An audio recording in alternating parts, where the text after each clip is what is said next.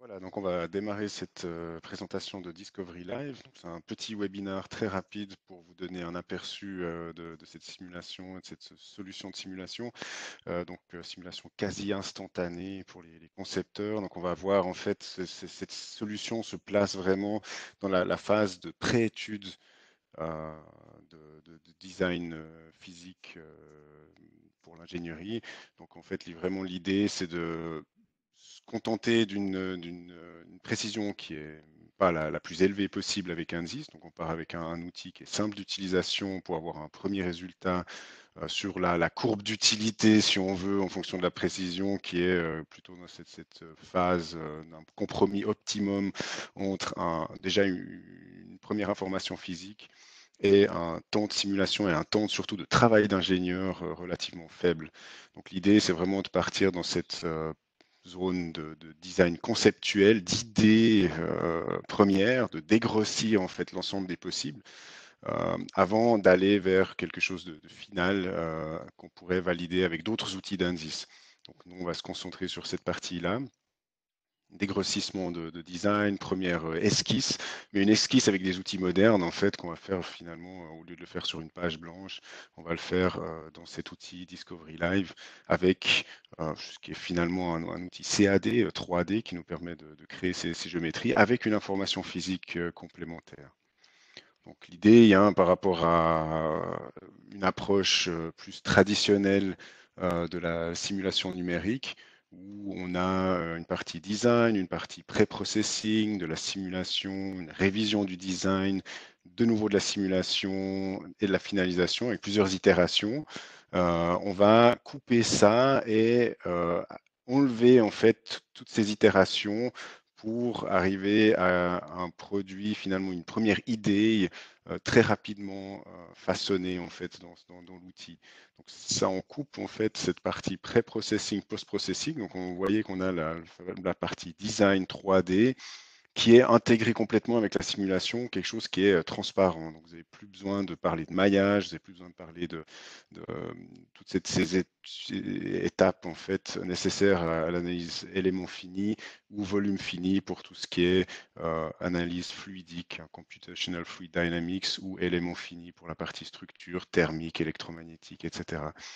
Donc on a en fait cet outil-là qui s'intègre vraiment au début d'une phase de création d'un nouveau produit ou alors avant de faire des modifications d'un produit existant, une phase un peu de recherche de nouveautés, recherche de nouvelles possibilités avant d'aller plus loin avec une simulation précise. Donc l'avantage là, hein, comme je l'ai dit, on va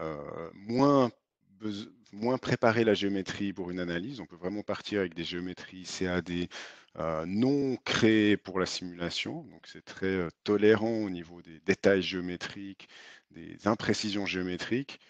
On ne va pas parler de maillage, ça se fait automatiquement par derrière.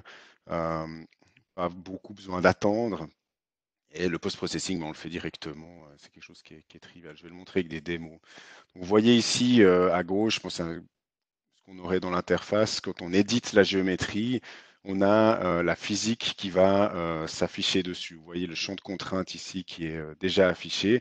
On édite notre géométrie, on rajoute des pièces et c'est en temps réel, hein, le résultat physique, la contrainte dans cet angle s'affiche instantanément.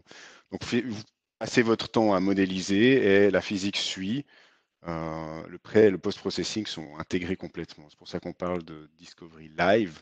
On découvre des nouvelles géométries, on découvre des nouvelles idées en direct avec cet outil-là. Donc ça se base sur une nouvelle technologie de simulation que ANSYS était en train de breveter et qui est basée sur des voxels en fait, plus des éléments finis pour aller vite. Ça travaille en utilisant les GPU de la carte graphique de votre PC. Donc moi, je vais montrer une démo tout à l'heure qui tourne sur un laptop HP, donc c'est pas du tout une machine spéciale. Enfin, c'est un laptop 4 cœurs avec une carte graphique NVIDIA. Bon, c'est pas la plus mauvaise, mais une carte graphique tout à fait normale.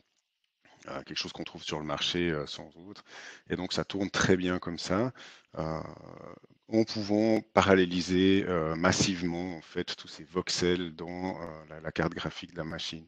Donc si on parle de structure, ce qu'on voit ici, on peut bon, calculer des contraintes, des déformations, toujours en linéaire, hein, c'est des études linéaires, pas de contact non linéaire, pas de matériaux non linéaires, ce qui suffit déjà dans pas mal de cas pour avoir une première idée de l'état du champ de contrainte, de la tenue de la pièce, la déformée de la pièce, ou des modes propres d'une pièce. Vous voyez que bon, les pièces peuvent être complexes. On voit ici, on devine hein, toutes les vis de cet assemblage. Il n'y a pas besoin de simplifier ça. Tout est pris dans l'analyse. Simplement, les pièces sont supposées coller les unes avec les autres, avec des contacts liés entre les différentes pièces. Ça, c'est l'hypothèse principale qu'on fait ici. Des pièces avec d'autres détails ici, des pièces plus fines. Donc ça, c'est une des nouveautés pour 2020 R1, la version qui va sortir en fin du mois, donc tout bientôt. De pouvoir aussi considérer des pièces beaucoup plus fines, malgré le fait que la discrétisation se fait avec ces voxels, qu'il n'y a pas de travail de maillage. Donc ça, c'est quelque chose qui a été amélioré récemment et qui permet d'aller ici sur des structures de shell finalement. Ce n'est pas des éléments shell, mais des structures fines maillées de manière efficace. Euh, Ici, vous voyez aussi des résultats pour des pièces qui sont issues d'une optimisation topologique avec un réseau à l'intérieur. Donc ça proviendrait d'une analyse avec Ansys Mechanical, qui est un des outils un peu plus avancés, simplement qu'on peut passer rapidement ici. Ça peut être un fichier STL. Propice à l'impression 3D et vérifier rapidement quelles seront les contraintes dans cette nouvelle pièce avant de la faire imprimer. Donc ça, ce qui est assez génial, c'est qu'on peut importer le STL sans aucun traitement et le faire calculer, ou importer des géométries plus compliquées et avoir rapidement un premier résultat. J'ai un exemple ici un peu horloger qui, bon voilà, moi je suis en Suisse, donc il fallait que j'en présente un. Donc je vais le montrer dans l'interface. Ça permettra de voir un peu comment on peut travailler avec cet outil. Donc on a ici une vieille montre. On va étudier en fait un des ressorts sur cette montre. On voit ici aussi bon, un effet d'accélération sur les aiguilles. Est-ce que les aiguilles tiennent en place? Si on a un choc sur cette zone-là, une accélération dans cette direction-là, on va voir en fait où sont les contraintes. Donc, pour la démo, je vais me concentrer simplement sur ce ressort ici, voir les contraintes et voir ce qui se passe si on change la géométrie du ressort. Et j'aurai une deuxième démo après sur un corps de vanne. Voilà, donc si je démarre ici avec cette montre à gousset, je prends le step sur ma machine, donc c'est un fichier non paramétré. Je le glisse simplement dans l'interface de Discovery Live. Et vous voyez qu'il est en train d'importer. Tout se fait en temps réel ici, c'est pour ça que ça prend un petit peu de temps quand même. Donc ça intègre cette géométrie. On va aller voir ensuite à l'intérieur de cette montre ce qu'on a comme pièce à disposition. Voilà, vous avez ici l'éditeur géométrique qui s'appelle SpaceClaim chez Ansys, qui est le même, qui est la base de Discovery Live. Vous voyez toutes ces pièces, c'est quelque chose que j'ai trouvé tel quel, ça n'a pas été préparé plus que ça. On va se focaliser sur ce ressort, donc on voit les différentes analyses possibles. Je vais prendre l'analyse structurelle, statique. Donc là, on va simplement lui dire qu'on veut faire cette analyse que sur ce ressort. On va le définir comme voilà, un corps de simulation. Et on va aller regarder. Donc je vais remplacer les vis par des conditions limites. On va fixer ces deux trous avec un support fixe. Et on va aller appliquer une force au bout du ressort. Voilà, on va définir ça. On va lui définir une orientation. Pour ça, bon, je vais juste la faire appuyer sur ce ressort. Donc on remplace finalement un contact avec une autre pièce par une force qui s'applique sur ce ressort-là. Voilà, donc à peine j'ai défini les conditions limites qu'on a déjà en fait le calcul qui s'opère automatiquement. J'ai rien cliqué d'autre et j'ai un résultat, une contrainte sur ce ressort, on voit la fibre neutre au milieu, les zones de contrainte maximale. Et si je change ma géométrie, donc si je continue à travailler dans mon éditeur 3D géométrique, je vais changer ici ce rayon. Donc la géométrie n'est pas paramétrée, je tire simplement le rayon de cette géométrie. C'est pour ça qu'on appelle ça le Direct Modeler, Space Claim Direct Modeler d'ANSYS. Ça me permet de voir l'évolution de ma contrainte. Vous voyez à droite qu'elle diminue entre mon premier design et ici 2, c'est mon deuxième design. Je vais continuer à essayer d'augmenter le rayon de cet autre arrondi, voir si c'est quelque chose de bénéfique ou pas pour ce ressort. On voit que non, ça péjore la contrainte, ça remonte légèrement. Voilà. Donc bon, ça montre comment on peut rapidement faire des modifications, voir si on va dans la bonne direction pour diminuer la contrainte d'un ressort. Maintenant, je vais passer à un autre exemple avec une vanne de régulation. Donc là, c'est une géométrie un petit peu plus compliquée. Je vais prendre la géométrie complète pour cette analyse. Donc on voit hein, les différentes pièces qui ont été intégrées. Donc ça n'a pas été préparé hein, pour la simulation. Donc on voit il y a plein de détails qui restent visibles, toutes les vis, les écrous. Si je regarde à travers à l'intérieur, on voit bon, la conduite, le siège de la vanne. Je vais bouger mon plan de coupe. Voilà. Donc on voit que bon, bah, il y a des zones qui sont pas très précises, il y a des petits trous, il y a des interstices, des vis avec les filetages qui rentrent dans la bride de la vanne. Ça, c'est typiquement des choses pour un ingénieur de simulation qui conviendrait de nettoyer avant de lancer une simulation correcte. Ici, il n'y a pas besoin. On va simplement laisser le, le solver prendre tout ça et nous représenter la physique en supposant que tout est lié. Donc ma première analyse, ça va être une analyse modale, structurelle modale, pour voir la dynamique de cette vanne. Donc supposons qu'on a un problème de bruit avec cette vanne, qu'elle vibre. On va voir en fait quels sont les modes propres, libres, qui sont potentiellement excités par un écoulement à l'intérieur ou par une autre source d'excitation. Donc on va simplement lui demander les premiers modes propres pour cette structure. Et on va voir en fait, voilà, donc le premier mode est autour de 89 Hz. On peut voir hein, le sixième, bon, il est moins intéressant, 600 Hz. Mais en fait, ce qui m'intéresse principalement, c'est le premier mode propre, qui sera qui est relativement bas, donc qui peut générer justement des oscillations au niveau de la vanne, qui proviennent soit de la conduite ou inversement excitées par la vanne dans la conduite. Quelque chose qui est un problème. Donc maintenant, bah, comme c'est un modeleur géométrique, je pourrais prendre des mesures là-dessus, simplement rétrécir ce, ce volant, si c'est possible, et voir en fait l'effet sur mon mode propre. Donc je suis passé à 220, 230 Hz, je stabilise à 200, 215 Hz, donc de 80 à 215 Hz. Donc j'ai déjà réussi à augmenter cette fréquence propre, donc je peux m'attendre à peut-être potentiellement une diminution de cette vibration pour cette vanne. Donc, bon, c'est juste pour montrer un changement géométrique, on peut travailler là-dessus. Maintenant, on va aller regarder à l'intérieur de la vanne avec une analyse fluidique.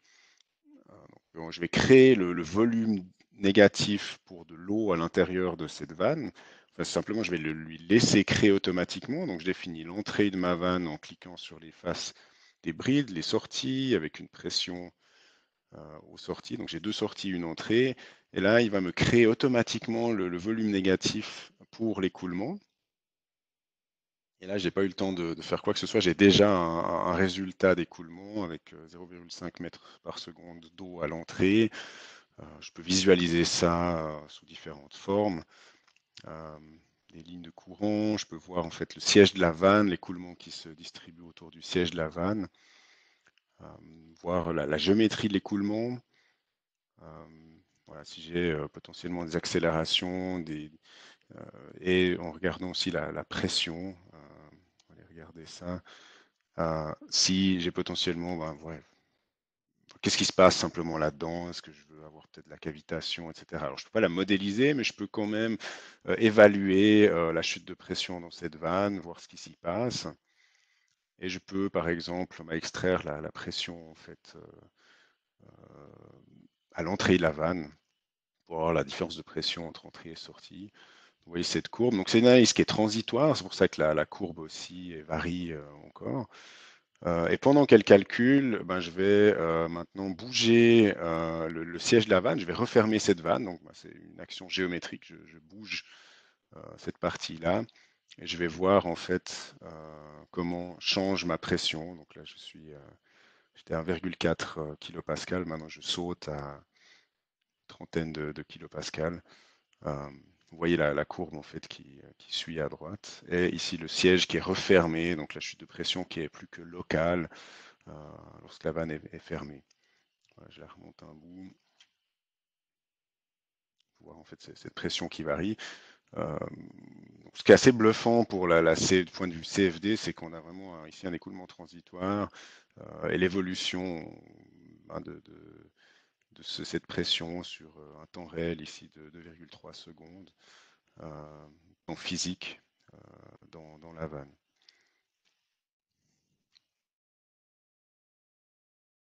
Voilà. Donc ça, c'était ce que je voulais montrer sur cette vanne. De manière générale, ben, les fluides, on peut les faire s'écouler soit dans les géométries ouvertes en extérieur, à l'intérieur, voir les chutes de pression, le potentiel de refroidissement, la convection due à l'écoulement sur une structure, convection libre et les turbulences. Donc, ce qu'on voit hein, sur ces images, c'est vraiment le, les- la turbulence générée derrière un écoulement. C'est toujours bluffant pour des gens qui font des études fluidiques, c'est que bon, ce genre de choses en volume fini, ça prend quand même du temps à calculer. Ici, on a quelque chose qui est instantané, on peut voir ça en temps réel. Vous voyez l'oscillation pour la force sur ce camion au cours du temps. Ici, un catalyseur avec un filtre acoustique. Vous voyez l'écoulement à l'intérieur. On n'a pas calculé l'acoustique, mais on va s'attacher à la géométrie de l'écoulement, la variation de la pression localement.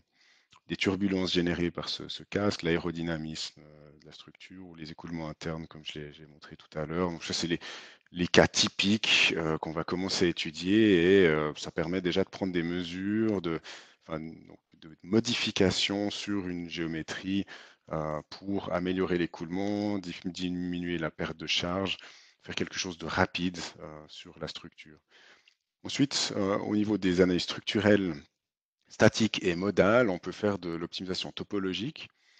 Donc on voit un casque de vélo, donc on laisse optimiser, là c'est en temps réel, ça prend plusieurs itérations de représentation de résultats. On voit que la géométrie est adaptée, bon, on a pris des faces sur lesquelles on a appliqué une pression, et simplement ben, les interstices entre ces faces de conditions limites sont modelés par l'optimisateur topologique, ce qui permet d'obtenir ces formes de casques, résultat d'une optimisation topologique. On reconnaît finalement bon, ben, des casques qu'on trouve sur le marché. Hein, c'est pas, ça ne vient pas pour rien avec ces formes-là. Ou ici, simplement une pression qui appuie sur une face. Ça donne ces formes finalement intuitives, biologiques, d'arborescence pour des structures. Donc bon, c'est intéressant. Ici, hein, on a un pont avec un virage sur lequel on applique une pression, on a la structure qui se dessine autour, un corps de vanne, donc c'est la partie structurelle ici qui est optimisée, vous voyez les surfaces extérieures qui ont été laissées libres pour tenir la pression de l'écoulement de la vanne, ou sur des jantes de voiture, voilà, des formes biologiques entre guillemets. Une autre chose qui est assez intéressante avec l'optimisation topologique ou l'impression 3D, c'est typiquement le retraitement de géométrie STL. Vous voyez peut-être pas, mais il y a plein de petites faces, hein, les facettes de cette géométrie STL qui ont été créées, qu'on peut lisser, retravailler et utiliser directement dans une simulation sans passer par un port volumique. Voilà, donc maintenant, ce que je disais, hein, c'est que on a cette première ébauche qui est faite dans Discovery Live, et ensuite, ce qu'on recommande, enfin typiquement, c'est de passer à un outil plus précis. Dans le giron d'Ansys, typiquement, on a des boutons ici qui nous permettent de passer l'analyse avec les conditions limites, la définition physique dans ce qu'on appelle Discovery AIM, Ansys Integrated Multiphysics, qui permet ici de quantifier vraiment les résultats et de vérifier ça avec un contrôle qualité. Donc c'est l'étape suivante, ce serait au niveau complexité d'utilisation, c'est un niveau légèrement au-dessus. C'est des vrais éléments finis, des vrais volumes finis pour les écoulements.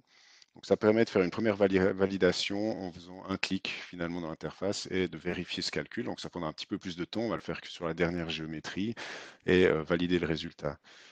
Et ensuite, on a, bon, on a vu avec Discovery Live, AIM et finalement les solutions avancées d'indices, Workbench Mechanical, Workbench Fluent CFX pour la CFD, qui sont finalement les solutions précises d'indices avec un vrai contrôle qualité, ce qu'on utilise chez CADFEM pour le consulting. Donc voilà, donc regardez ça, il faut le voir de cette manière. Donc il y a trois niveaux de travail chez Indice. Discovery Live, c'est la montre smartwatch que vous avez toujours avec vous, qui est rapide d'accès. Le téléphone portable qui est presque aussi rapide d'accès, un petit peu plus grand, qui permet de valider des résultats, c'est Discovery AIM. Donc les deux s'appellent Discovery Live et Indice Integrated Multiphysics. Et ensuite, le reste de la suite Indice qui permet de faire le top de la simulation et, pour des experts. Donc maintenant, vous pouvez peut-être être expert en structure et vouloir faire une ébauche de simulation fluidique. Ben, vous serez expert en structure avec ces outils comme Workbench Mechanical et utiliser Discovery Live pour une première ébauche fluidique ou inversement. Donc c'est quelque chose qui est complémentaire et je dirais que personnellement j'aime bien ouvrir une géométrie que je reçois pour un projet de consulting directement dans Discovery Live. J'ai une première ébauche de résultat, je sais dans quelle direction je vais aller avant de faire l'offre pour une analyse dans un outil avancé d'Ansys. Voilà, donc pour terminer, si vous voulez voir plus avec Discovery Live, ben, vous pouvez aller sur notre site internet, nous envoyer un email. Vous voyez ici le site. Et ben, typiquement, les premiers pas avec ce genre d'outils se font soit avec nous, ben, idéalement, disons, avec nous, au terme d'un séminaire. Donc, on aura bientôt une journée, un workshop d'une journée, c'est le 26 février gratuit. Vous pouvez venir chez nous, utiliser l'outil, interagir avec nos experts sur la stratégie de simulation. Euh, et si vous utilisez des outils d'ANSYS, vous avez aussi accès à notre support technique pour discuter de vos problématiques. Voilà, donc maintenant on va passer à la partie réponse aux questions.